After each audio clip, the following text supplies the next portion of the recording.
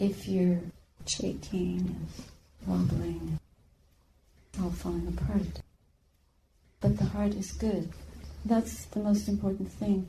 Even if you think you're having a meltdown, if your heart stays focused on the melting, instead of taking it personally, I am having a meltdown. Just being aware of meltdown. In the same way, when you're overexcited or obsessed with something, and you can be aware of, instead of I am obsessed, just being aware of there is obsessive activity. Just observe the result of behaving in that way and come back to the center from which we can make a choice. Do we want to do this? Do we want to just follow this? Like walking across a bridge. If you want to cross the river, you need to find the bridge. And if you want to cross over a difficult moment, you need a bridge. And the bridge is sometimes stopping and allowing yourself to regain your balance. Even if you have one moment of balance, it's better than no balance. It's like one moment of non-fear is better than just spinning with fear or spinning with thoughts. Whatever your thoughts contain, they will color the mind, they will disturb the mind, distress it, and give us only turbulence to run on. Now we're going beyond just the intention to stay on the path. We need skillful means to work with. So we're trying to direct ourselves to wholesomeness, away from unwholesomeness. This is the first thing to notice. What is the quality of the mind state? Is it disturbing? Is it pleasant, unpleasant? Is it conducive to peace? Or what is the result of it? Where is it leading? If it's a kind of negative mood, you can take that and evaluate it rather than just going along with it. This isn't a practice where you accept whatever's happening. We have to measure it, deeply connect to our inner wisdom, and be able to, as I said this morning, be able to apply the brakes when necessary. So it's as if you're in a house that's burning, you get out. And if your heart is on fire, you apply the water element. And the water element, for example, in the face of anger, would be forgiveness, or a sense of blessing. How can we bring forth blessing when we feel angry? We have to turn the mind to what do we have, like in this room. If we feel we can't breathe, we open the door and we bring in air, and then we can breathe. So turn your mind to something that will uplift it so that your anger doesn't burn you up, so that you gain a moment of strength. And of course, the hardest thing to do, probably, is to sit down and feel your anger and be with it and touch through your mental alertness the place in your body where anger is most prevailing. The place in your body where your tension can be felt. Right now, as you're sitting here, those of you that are writing, don't write. You have to write this on your heart. Paper, it doesn't work. I did this. My teacher told me, "What are you writing?" I said, I was writing a poem.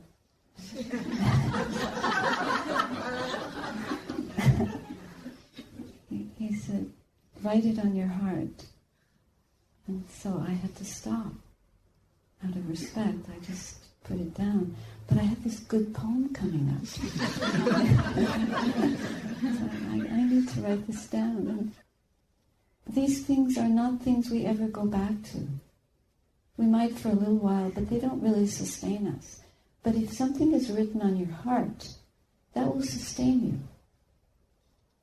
The other thing I can ask you to do while I'm talking, don't drink, because I'm the one that's thirsty. I got dry throat here.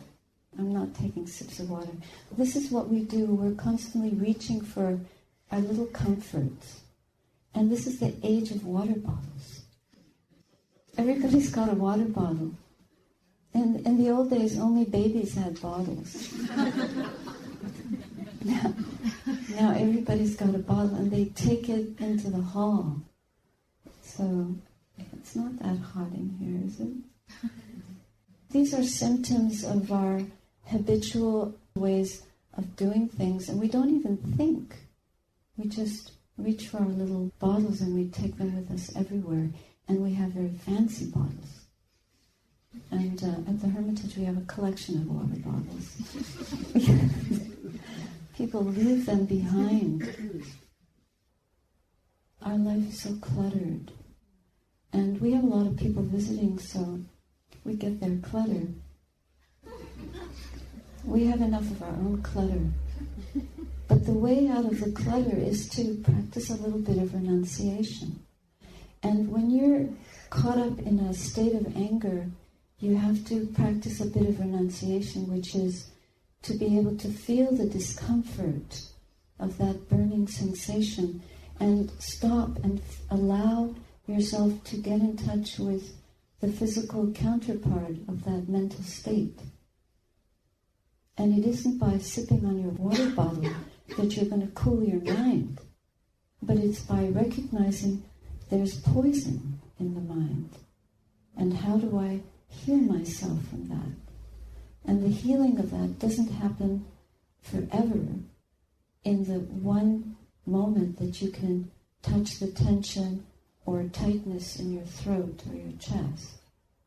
But it comes from repeatedly recognizing this is an unskillful mental habit, stopping, knowing it, not believing in it, mentally dealing with it, not grabbing the monster, but going to the feeling in the body where that intensity of mind state is expressing itself, because it influences us physically. And it comes very often from things that are held deeply in the body that we haven't looked at, we haven't been able to touch or come to terms with. It could be an old karmic pattern, a habitual way of holding something we couldn't express. Like if you were, as a kid, if you couldn't, supposing you weren't allowed to give an opinion. Anybody have a strict parent that didn't let you tell them what you were feeling? Or live in a family where you weren't allowed, just in general, no emotion to be expressed except everything is great? Or that's what we pick up from our family members, that unless we say nice things, we won't get what we want, or we won't get their approval. And so we hold that coping mechanism throughout our life. And then when we sit down to meditate, we're like a broken train. We don't chug along. We're just limping. We're wobbling. We're dried out. We haven't got much to give, and the breath is waiting to be felt, to be known, to be attended to. And we manage to be so busy getting and spending, rushing and filling our schedules, that we don't know what our breath is like. Then when we sit down to breathe and be attentive to the breath, very often it's uncomfortable, it's tight, it's short, it's gasping. And we get fed up and we think, I can't do this practice. This isn't for me.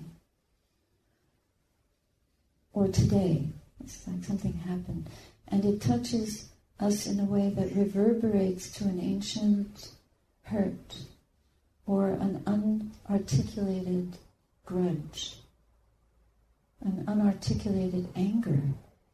Could be at the tip of a whole aquifer of rage that we were completely unaware of. But we sit down to meditate, we sit down just to breathe for a few minutes and balance ourselves, and then we touch this emotional chasm within us that is too big to even feel.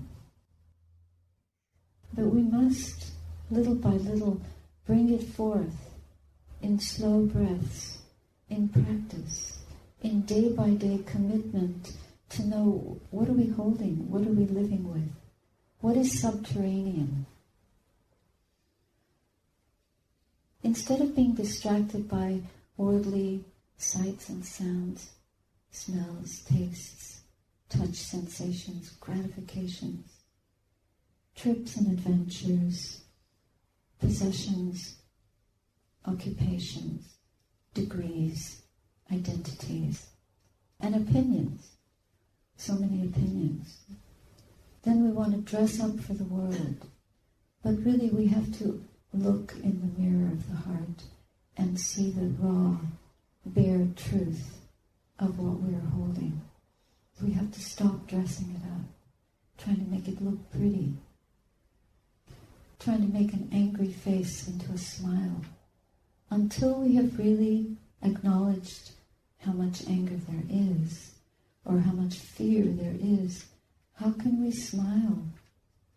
How can we truly bring forth joy? This practice has the capacity to bring forth from within us a joy that no one can disturb, no one can frighten us away from anymore.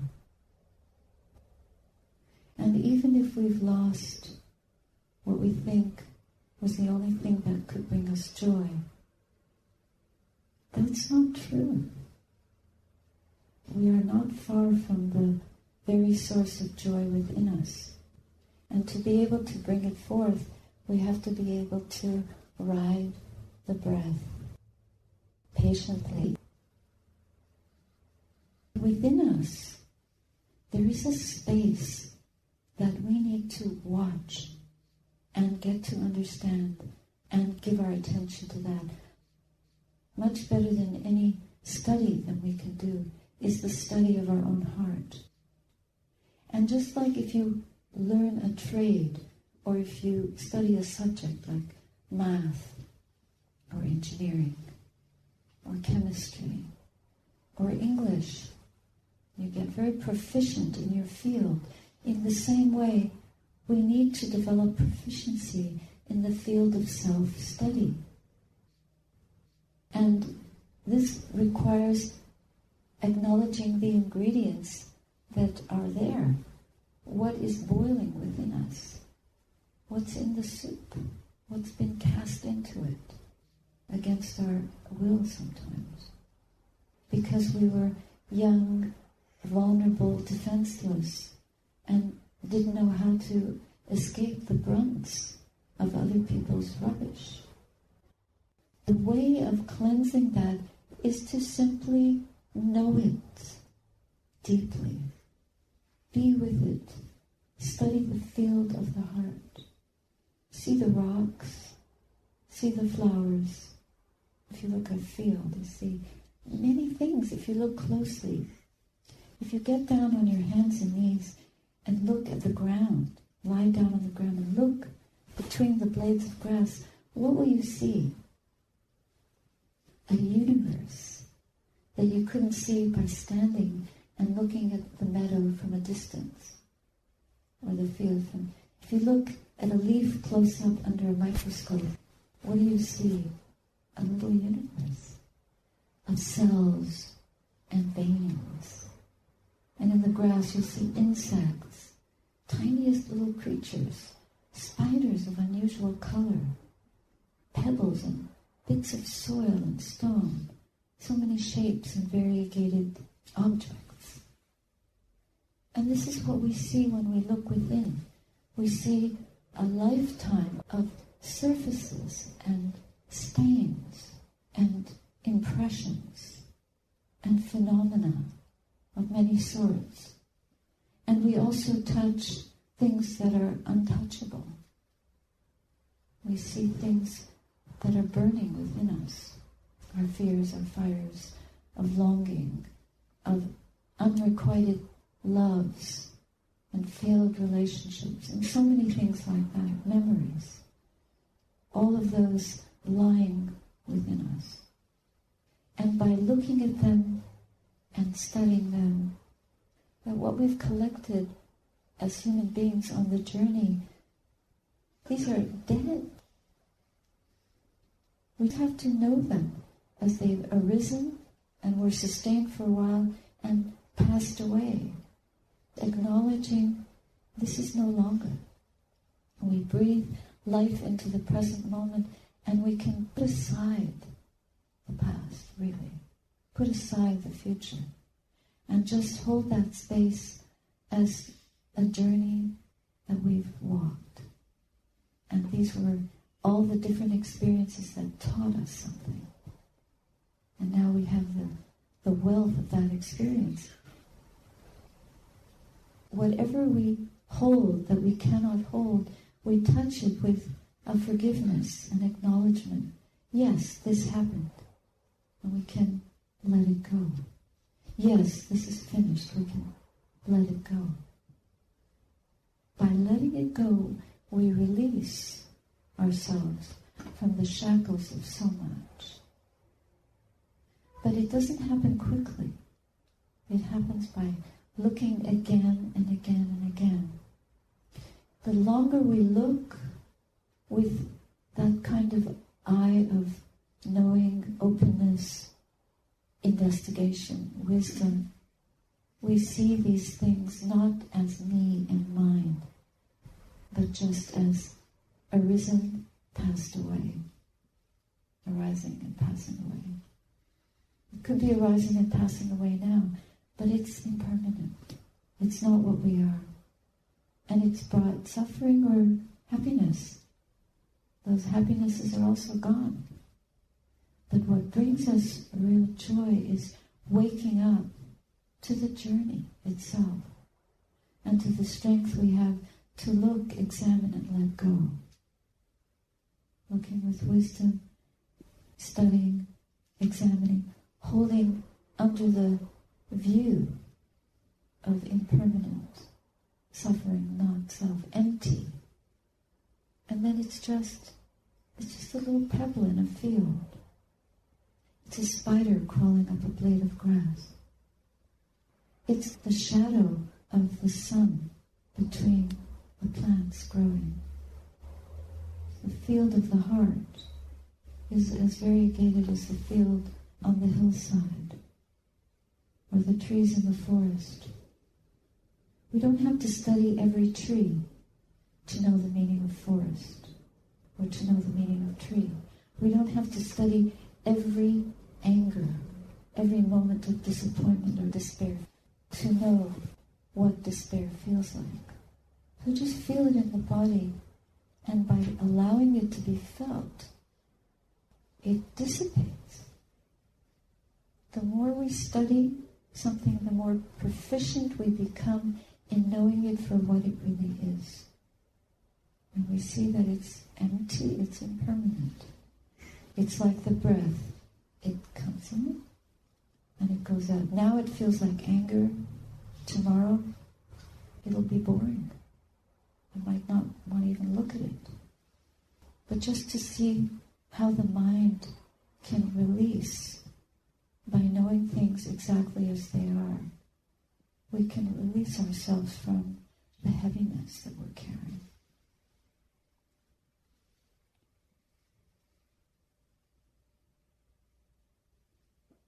Think of somebody that has hurt you and that you have fear of, if anyone in your life.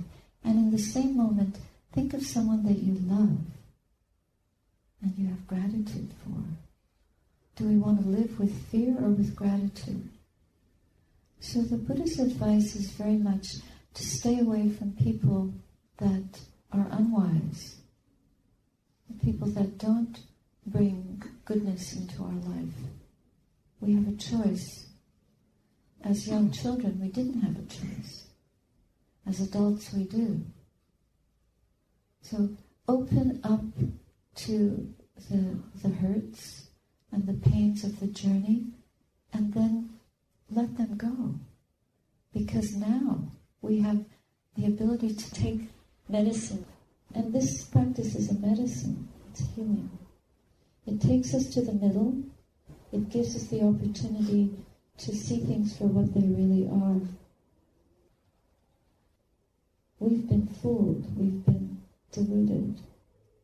We have to dust ourselves off. And it's not by following a technique. The techniques do not liberate us. And we might think that we are getting free every time we sit down to meditate.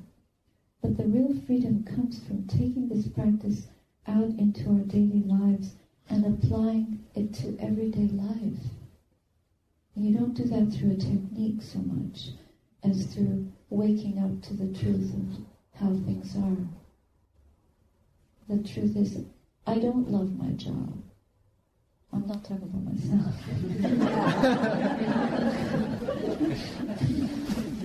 I really love my work. I will never retire.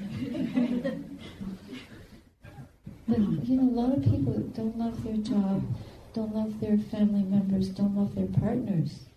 These are serious conditions. Do you want to live like that? We have to make wise choices. If you don't love what you're doing, well, why are you doing it? Find a way to do it in a situation that would be much more joyful for you. Then you can apply some time to the practice. This is where truth can be given a voice. It's not by blaming the world, blaming our job, blaming our lack of education, our poor health, the color of our hair, our age. Oh, the world is passing me by. Our sense of being lost. But it's by finding the goodness in here and then bringing it forth in every day.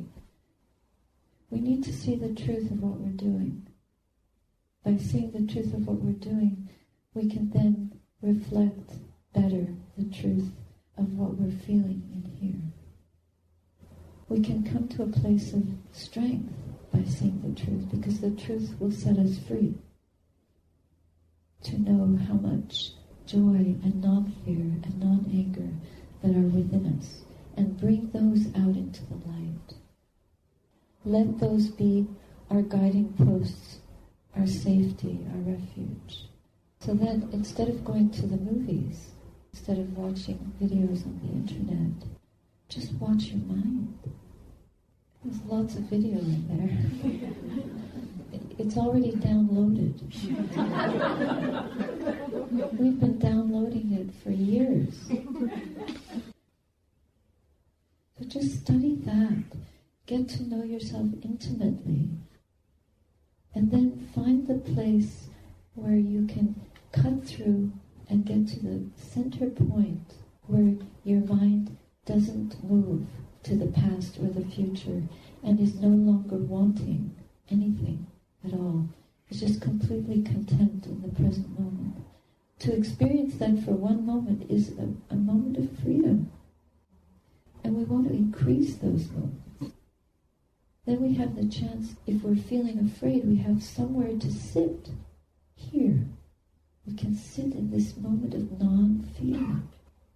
Instead of spinning in the fear, we can sit in a moment of non-anger, of loving kindness or compassion.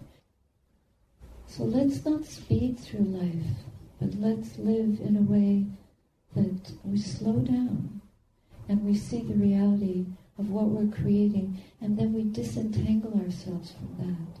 And we press the reset button and start over every day. Meditate, come to the center point, balance, put in the ingredients for wholesome thoughts, wholesome action, wholesome speech to arise. That's the Buddha's teaching, is to develop wholesomeness, to purify the mind. That's redemption. No one out there will save us. But by turning inward and seeing our own condition, examining our mental condition and seeing how mentally unwell we are, or how much work we've done, we continue, we keep probing and applying the right medicine, the good medicine with the Dhamma. And then we redeem ourselves from the snares of the world. Eventually, we're going to have to let the world go completely. We have to let the body go completely. This life is a preparation for higher work. It's not just for accumulating wealth, power, beauty, prestige, of impermanent happiness. But it's preparation for a higher work. If we use our life for that, then we can serve ourselves and we can serve other beings. We can bring well-being to many people. One of the most joyful things I found from my life was being able to give the Dhamma to my parents. The Buddha says we can never really repay our parents, but that is one way that we repay our debt of gratitude to them.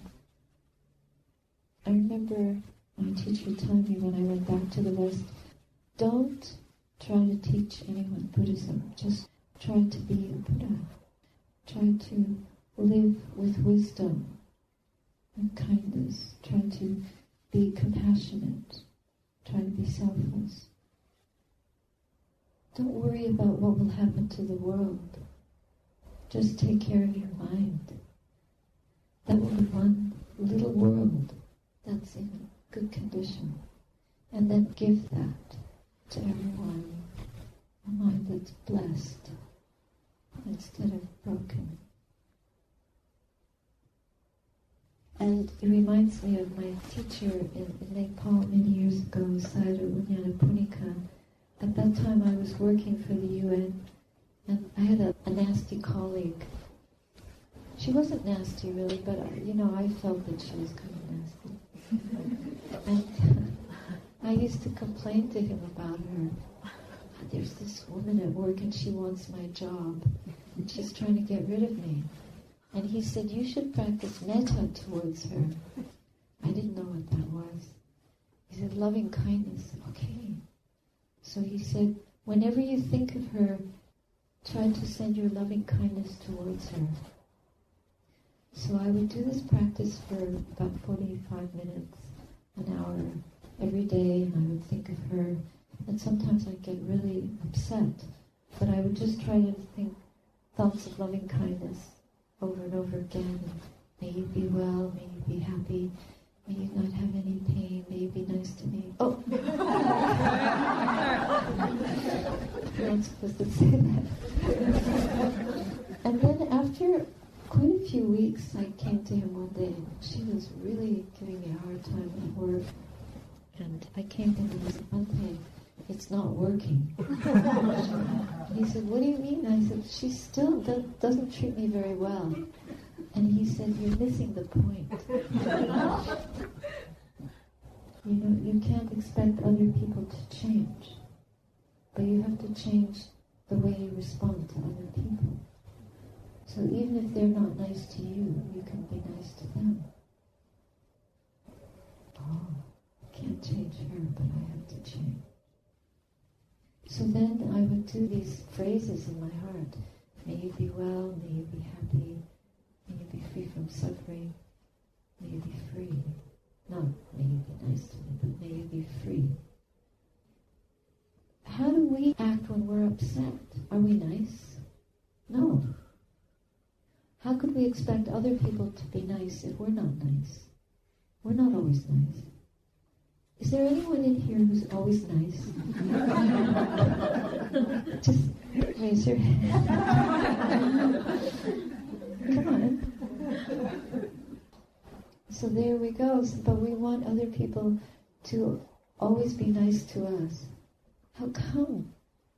Because we're deluded. But if we purify our minds more and more and more, it's possible for us to be nice even when people are mean or irritable. So let's walk, and I'll stop there for now.